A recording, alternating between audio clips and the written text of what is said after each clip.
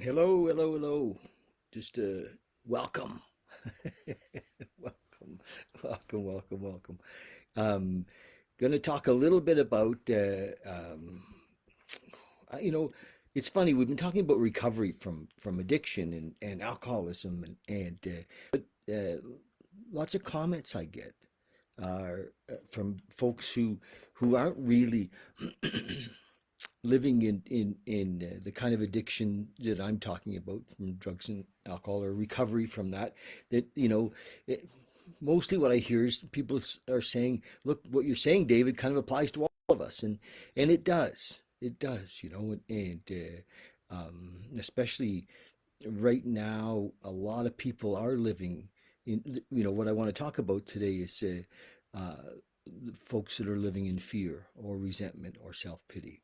And boy, I've seen a lot of that in the last little while. I mean, it's as these different rulings come out around in our communities around from our governments asking us to stay at home or it's food for us to either living in fear, right? To be living in fear or to be angry, living in resentment. Those buggers don't know what they're doing, or self pity. Oh, poor me, I've been home for a year, and so all of that is an expression of not accepting what's happening in the moment, life on life's terms. But for the normal folks, I call them normal folks, the ones that aren't suffering or aren't in addiction or alcoholism, or for lots of folks that it's not, they can kind of get away with that. But for the addict and the alcoholic, um, you know, resentment kills us. We get we don't just feel resentment. It curdles up, and then we say, forget, frigate, and we say, to hell with it, it's not worth it. And we, because we really feel these things in us. And so why would we want to hang on to that? And some people say, some conventional psychology says, well, there's a payoff. What's the payoff? What are you getting from being resentful? You know, and that's partially true. What are you getting from being living in fear? What are you getting from having self pity? Poor me. We used to say, poor me, poor me, pour me another drink. And because self pity it would leads to that. That's what happens for us. These are the emotional states that take us out. And so at this time, with all the shit that's going on, it can be really easy. I'm dealing with sponsees all the time that are like, really full of opinions about it. And I say, well, guys, this is not, it's not safe for us to have these really angry opinions. We can disagree without without being, animated and angry and resentful and fearful. And so, why wouldn't we want to live in acceptance? Why wouldn't we want to live, in love? Why wouldn't we want to live free of fear? Well, and you would think it's because of the payoff concept, but maybe for some of us, we really don't know any other way to live. We were really strongly conditioned as a child, possibly to, that the world was not a safe place, that people couldn't be trusted, and we're living in that, and we don't even know it. It's like it's integrated, and we don't realize that we're always looking for, what's going on. Is somebody trying to play us, or is the government trying to cheat us, or and I'm not saying that things aren't happening like that. I'm just saying that we need to live somehow above that. And what happens in the 12 steps of recovery, that so many people on the planet have endorsed, and so many millions of people have experienced freedom from, what I call the basement of life, living in the dark, in fear and guilt and shame and anger. So many people have been lifted out of that by these 12 steps. And the 12 steps encourage us to accept life on life's terms. And we use a higher power concept to lift us out, because we can't lift ourselves out. We're stuck in it. It's dark, and then this light of the higher power comes in.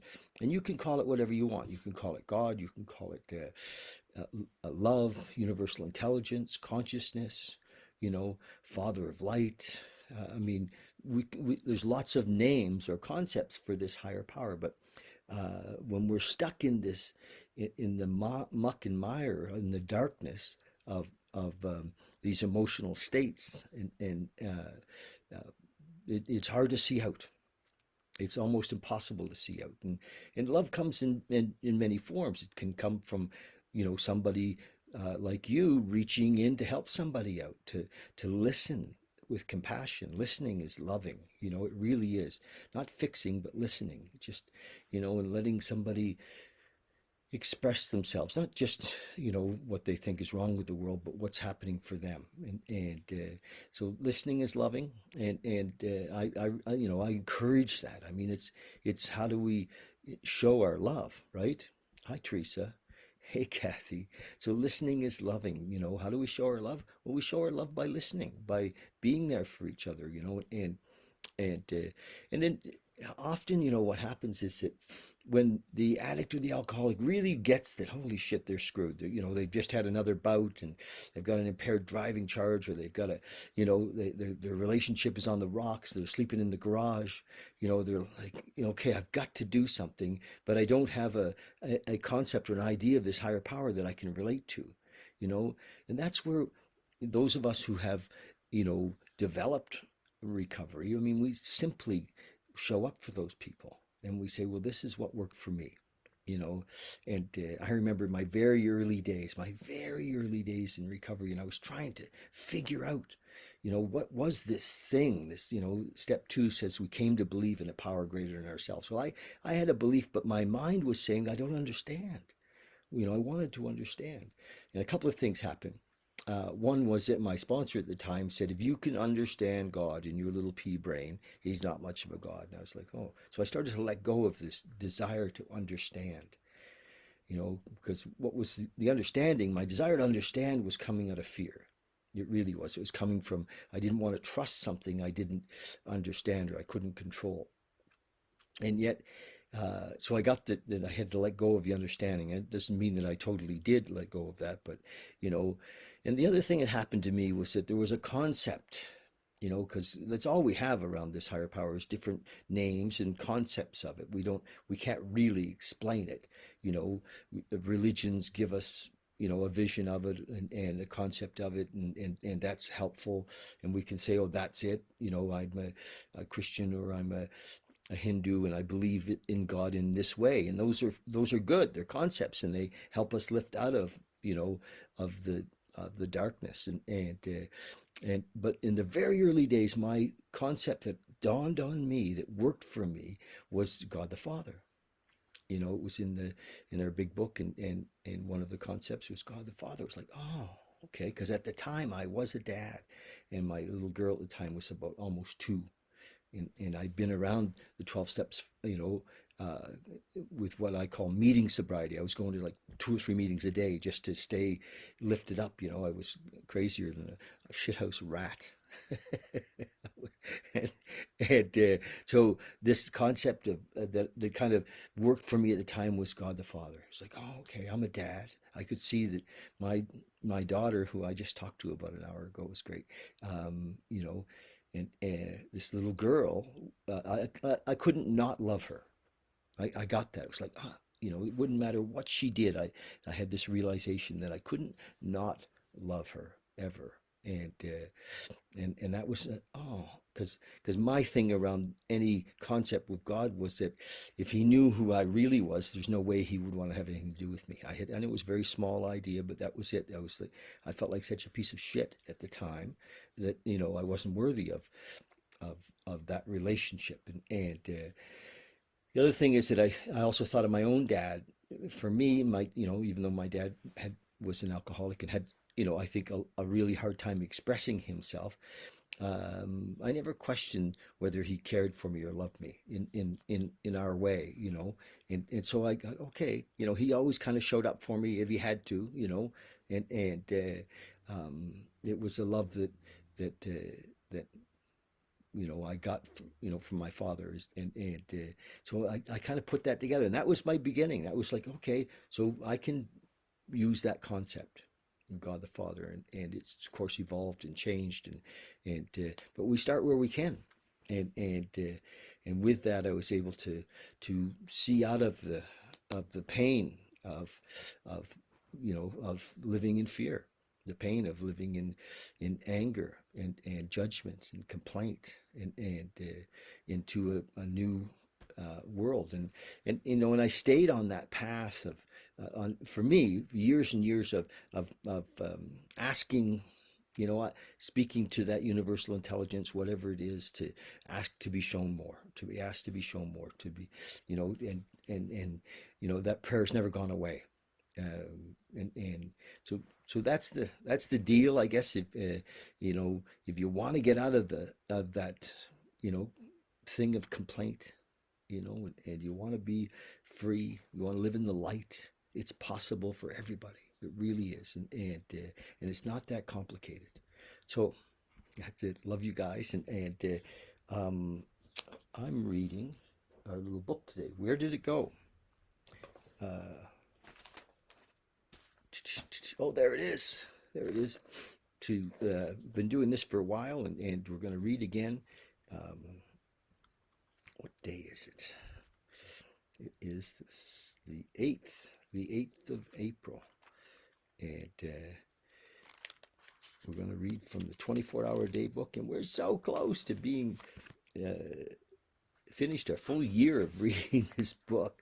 I'm kind of excited about it, and it's been what a year of growth. I think for me it's been, this year, the upside of what's going on the planet, the kind of forced retreat that we've all been on is for me, is I've used this time to really to listen to teachers, and to become more conscious of me and you and this whole thing. And it's been a spiritual retreat, and part of it has been that I've been able to read this to you guys every day. And so thank you so much for tuning in. And I love my little YouTube channel. It's kind of my side project is growing that, and so if you haven't subscribed, please do. Okay, April the 8th, thought for the day. Um, so they were talking about yesterday the three things recovery. He does these three things. First, yesterday he talked about he recovers his personal integrity. So and then today, second, in alcohol, he recovers his faith in a power greater than himself. He admits that he is helpless by himself, and he calls on that higher power for help. So that's just what I was talking about. I had a tough go of it in the beginning, because I just didn't feel, I didn't believe I was worthy. I felt that, and I couldn't kind of buy into the concept that I had as a child. I called it the Sunday school idea of God. I just, that wasn't working for me. But this is what they said, that, the second thing that happens is in our recovery is an alcoholic recovers his faith in a power greater than himself. He admits that he is helpless by himself, and he calls on that higher power for help. He surrenders his life to that higher power, to God, to universal intelligence, as he understands him. And that's the deal. I didn't really understand, and so I had to just kind of take a concept and say, yes, okay, I get that. So sometimes the word understand is a block to the relationship. It really is. And he puts his drink problem in God's hands and leaves it there. Recovers his faith in a higher power that can help him. So drink problem, drug problem, gambling problem, whatever the thing that's really taken us out, we put that in our higher power's hands. And then the question in the thought for the day is, have I recovered my faith? So for me, yes, and it's a growing thing.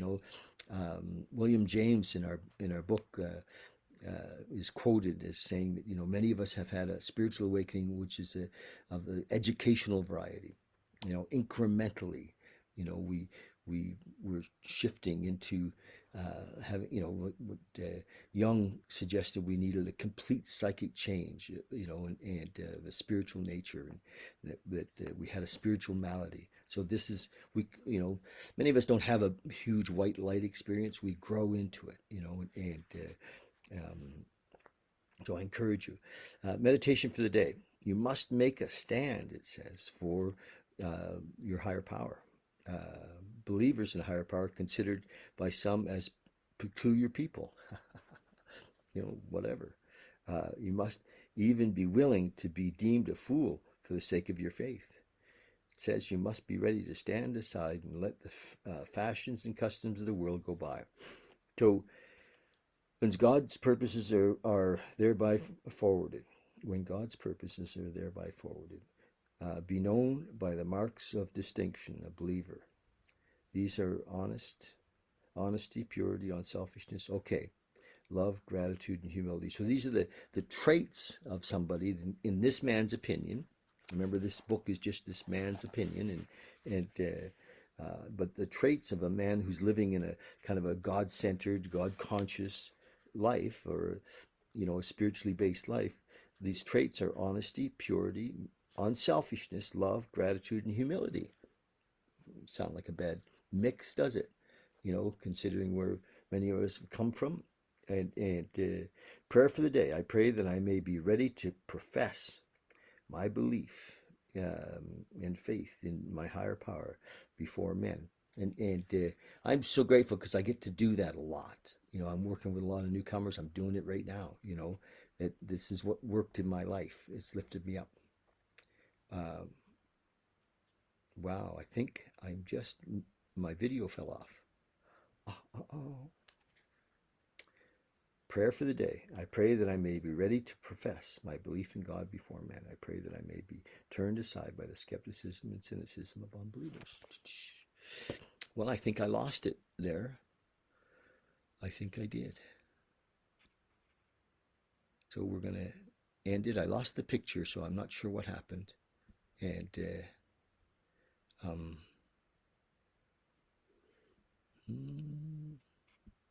so I'm just going to pull it right now. Okay, you guys. Love you lots.